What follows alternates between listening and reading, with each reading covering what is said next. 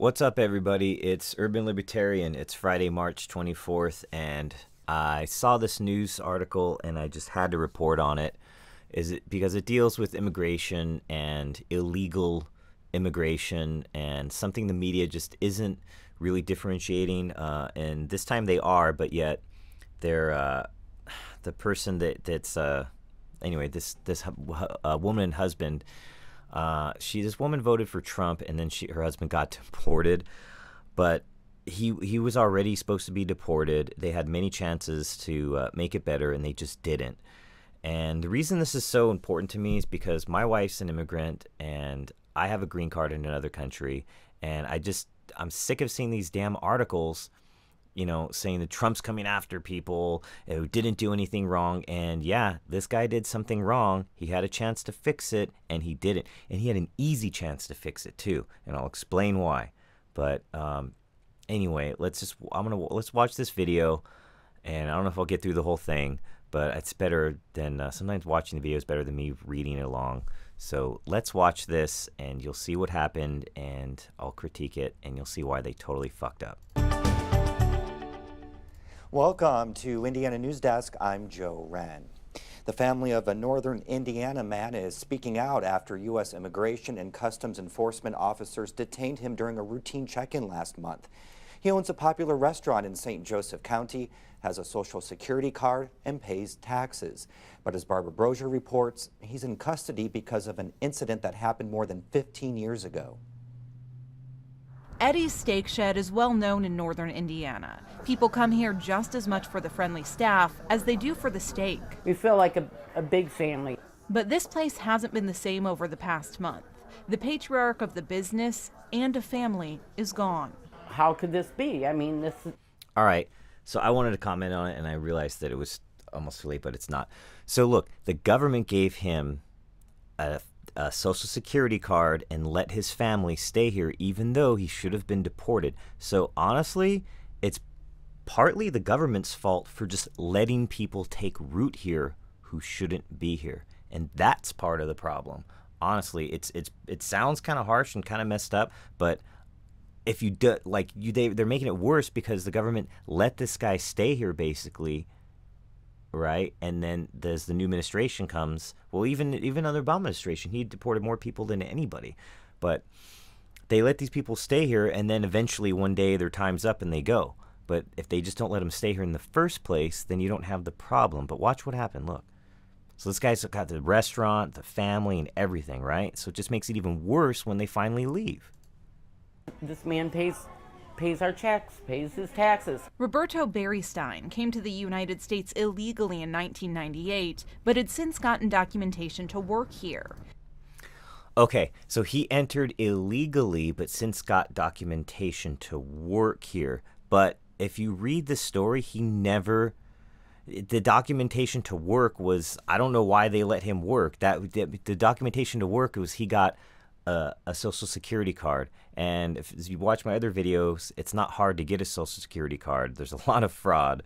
It doesn't mean you're still legal to work, even if you have a Social Security card. So they make it sound like he was here legally, but he never got a work visa. He never got a permanent residency or anything like that. So let's continue.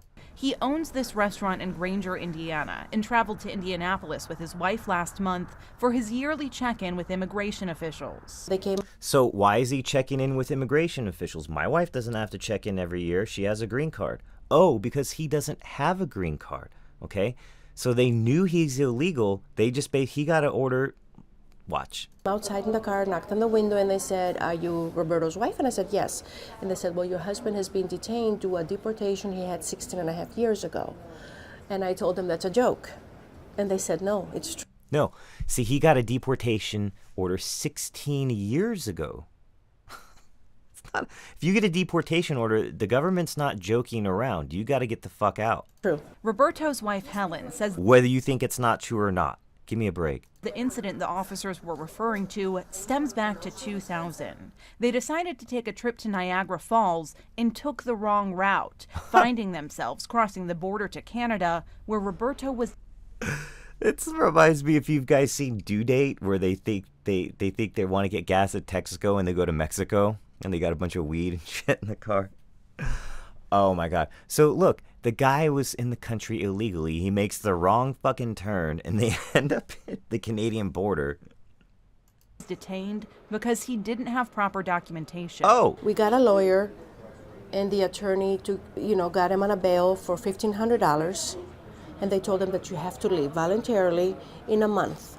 But Helen was pregnant at the time and suffering from high blood pressure, so Roberto decided to stay. He did what thought was best, what he okay, so there it is. He was in the country illegally. I don't know if they were married. I assume they were already married when they decided to take the trip. They ended up in Canada, right? And then he gets a deportation order. They say, hey, you just got to go. And they gave him a chance, and he overstayed. And I understand his wife was pregnant, but listen. And I've had to work illegally in Korea one time. And if I would have gotten caught, I would have been kicked out and nobody would cry for me. And I did what I had to do at the time that I thought was right. And it worked out. But if I had gotten caught, I you know what? I was technically in the wrong. I wasn't hurting anybody, but that's their law. And you break their law, you have to respect their law. But that's a whole, why I had to do that was just a crazy story. That's a whole other story. If you want to hear that, let me know. I'll tell it. But the fact is, if they were married, he could have exited the country, went back to Mexico. Okay, he could have snuck back into Mexico, because if he entered the country illegally, I don't know how you get back in. I don't know how that works. Okay, but somehow get back to Mexico, right? Either just walk across. I don't know if they let you do that. I don't know how that works. Or he snuck in. I'm sure he can sneak out. It's probably easier, right? So you sneak out back to Mexico. Okay, then you have the wife file. I forgot what it is. It's a F2 visa or an F1 or F5. Anyway, whatever it is, you get the spouse visa.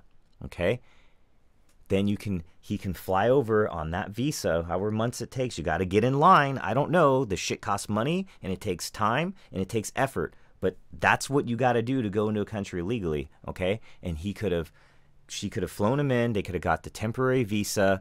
They could have been already married. I don't know how that works. Whatever, been married, because I'm not sure. They could have gotten married, or they could have just refiled properly. And I don't know, say how they got married. He could have said he just came in.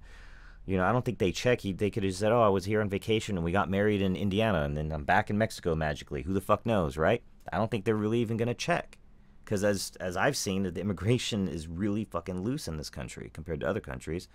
Right? And they could have solved the issue. They could have went to fucking Niagara Falls. She could have been pregnant. Everything would have been fine. He would have had his green card, and none of this fucking shit would have happened. But you know what? He didn't do it right. They didn't do it right. And so they got caught. And then instead of doing the right thing and trying to get back into line and getting deported and trying to start over again with the proper, because they're married, I guess. No, he stays over again. It just keeps getting worse and worse. thought was best. So he took care of his family. An ICE spokesperson says when Roberto failed to depart the United States by that time as required, his voluntary departure order reverted to a final order of removal. What else do you want them to do? Exactly. The Trump administration is changing the way the government prioritizes people for deportation, expanding its efforts beyond just those who face criminal charges. We don't want to have cartels here. You don't want to have drugs in your high schools. You don't want to have killers next to you. You want to have, you want to feel safe when you leave your house. I truly believe that. And this is why I voted for Mr. Trump, because of all his policies, of everything he said. I agree to that. But she doesn't understand why her husband is among those being detained. She says he's an upstanding business owner who's in the process of applying. He's an upstanding business owner. I'm sure he is. Those steaks look pretty fucking good. I'd love to chomp on those things. But he's an illegal immigrant, and he didn't. You know why? They had their chance. They got married. It's like the easiest way to do it. And you fucked up. For a green card, not a criminal. Now his children are trying to keep the family business running, not knowing what the future holds. The worst thing that would come worse would be deportation. And it's hard to think about that. And it's hard right now, too, because he has a grandson. and he can't see him grow up, you know? It's like, look, same thing when you commit a crime. I mean, look, if you go out and, like, I'm not comparing this to being a killer or something, but if you have some, look, crime hurts everybody. There's victims of the crime that gets hurt, and then the family of the guy, you know, even though you don't sympathize with the killer, but still his family gets affected. But do they not put the guy in jail? They go, oh no, he's got a family, we can't put him in jail. No, they put the guy in jail. That's just how it is, and it sucks. And the government is responsible because they didn't forcibly eject this guy immediately, and they gave him a fucking Social Security card. And then they're responsible, ultimately, the most responsible, because they didn't fucking take care of their shit. You got to take care of your paperwork, people. This is United States of America. That's why we're a nation of laws. You can't be like all those other shithead countries where they just go, fuck it. Then it's fucked, and it's not the great, mighty eagle United States country that it is and used to be, and I don't know, whatever. Here we go. Roberto's lawyer filed an application to keep him in the U.S. for at least the next 12 months. He's also trying to reopen his case for citizenship, but it's unclear when a decision will be made. In the process, now he wants citizenship? Dude, you could have done that an ass long time ago. It bothers me, too, that, you know, I can't pick up the phone and, hey, what are you doing today, you know? You want to go do something? For now, all his family can do is wait and hope immigration officials make a decision in Roberto's favor. They visit him once a week at a detention facility in Wisconsin and say he wants nothing more than to come home to Indiana. He's trying to hold up. He's trying to hold up. He said, I haven't done anything wrong. You know, I haven't committed a crime. Just the only crime I've done, he said, it's that I want to be here in the United States. No, that's not the only crime you did. You entered the country illegally. You entered the country illegally. Okay? And then you crossed like a dumb shit. You went to Canada. Okay?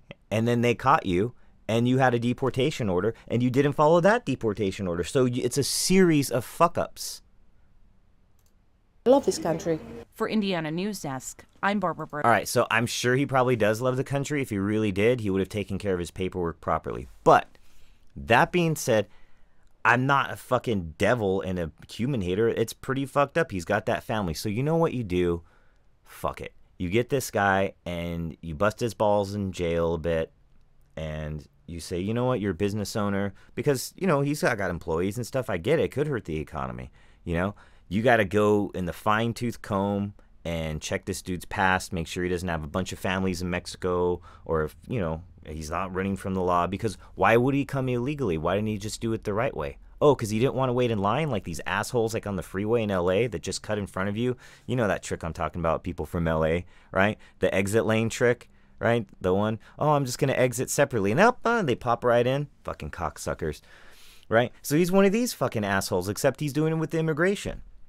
Okay, so I say just find the shit out of this guy, let him go back to his family, but somebody's gonna have to like pay, and I think it is counterproductive probably in this case to kick this guy out, but they got to do something. I mean, I say just pay a fine. What do you think? Let me know in the comments. I'd love to hear what you guys think. If I cuss too much, sorry. It just happens. It comes out. It's the way it is. I can't. It's just a genetic thing, I guess. Anyway, thanks for watching. Fucking ghetto bird.